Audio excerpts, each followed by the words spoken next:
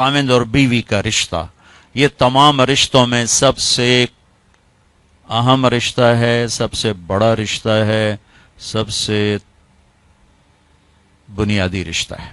پہلا رشتہ جو اللہ تعالیٰ نے اس کائنات میں قائم کیا وہ آدم اور حوا، میاں بیوی کا پہلا رشتہ میاں بیوی کا ہے، اور جنت میں بھی رشتہ میاں بیوی کا ہی رہے گا۔ ہر آدمی اپنی بیوی کے ساتھ، ہر بیوی اپنے خاوند کے ساتھ پوری جنت میں الگ الگ رہیں گے۔ اور ابتدائے رشتہ انسانیت ہوئی ہے خاوند اور بیوی کے ساتھ۔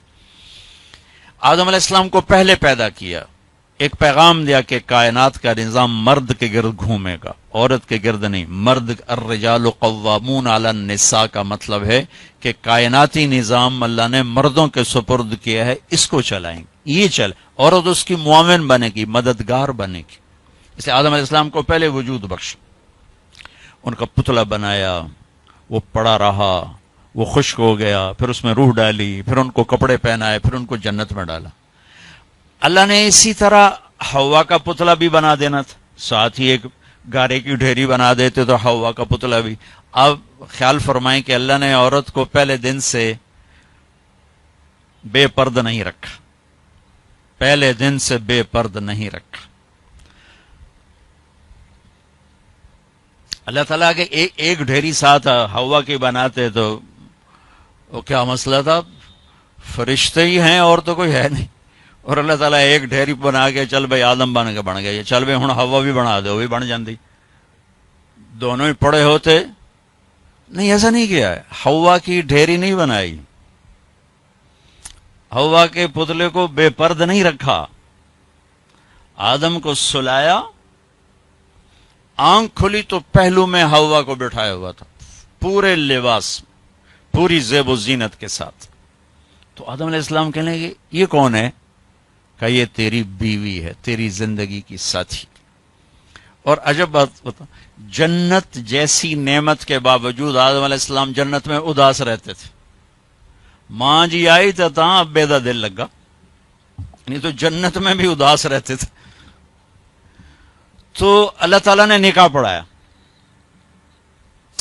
تو اللہ تعالیٰ نے کہا آدم بیگم کا مہر ادا کرو۔ تو یہ مہر پہلے دن سے ہے۔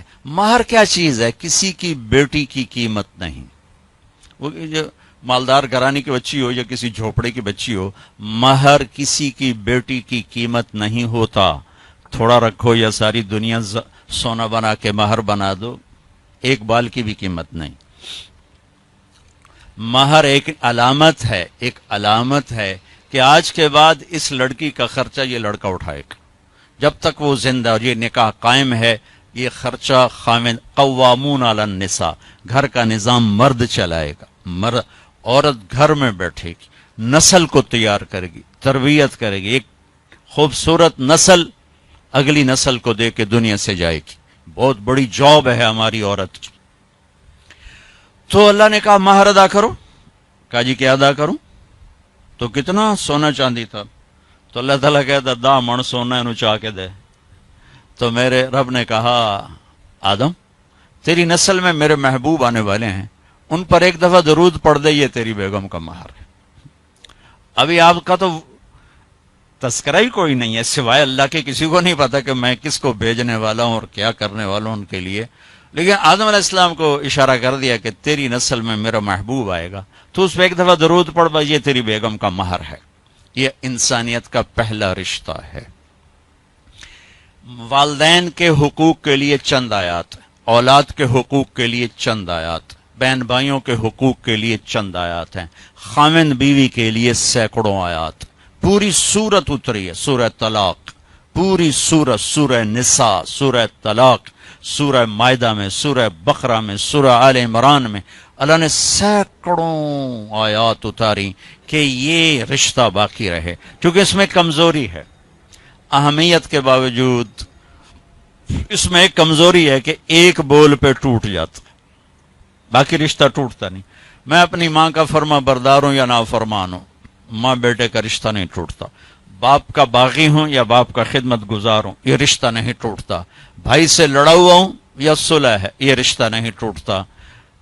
لیکن خاوند اور بیوی کا رشتہ ایک بول پہ ٹوٹ جاتا. میرے نبی نے فرمایا علی طلاق سے بچنا. جب طلاق دی جاتی ہے تو اللہ کا عرش کانپ اٹھتا ہے. اللہ کا عرش کانپ اٹھتا ہے جب بے جا طلاق دی جاتی.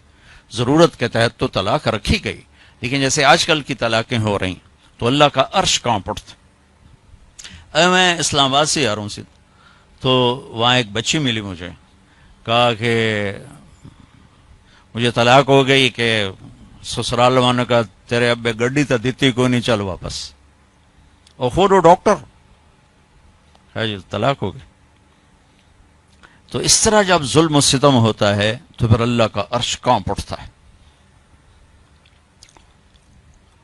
تو یہ رشتہ کیسے گزارنا ہے کہ زندگی خوبصورت ہو جائے؟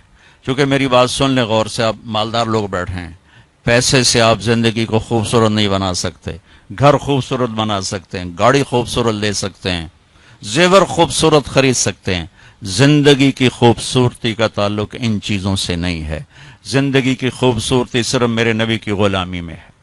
نبی پاک صلی اللہ علیہ وسلم ایک پاکیزہ زندگی لے کر آئے. جو اس کے پیچھے چلے گا اس کی زندگی میں حسن آئے گا، جمال آئے گا، کمال آئے گا. باقی ویرانیوں کے سوا کچھ بھی نہیں.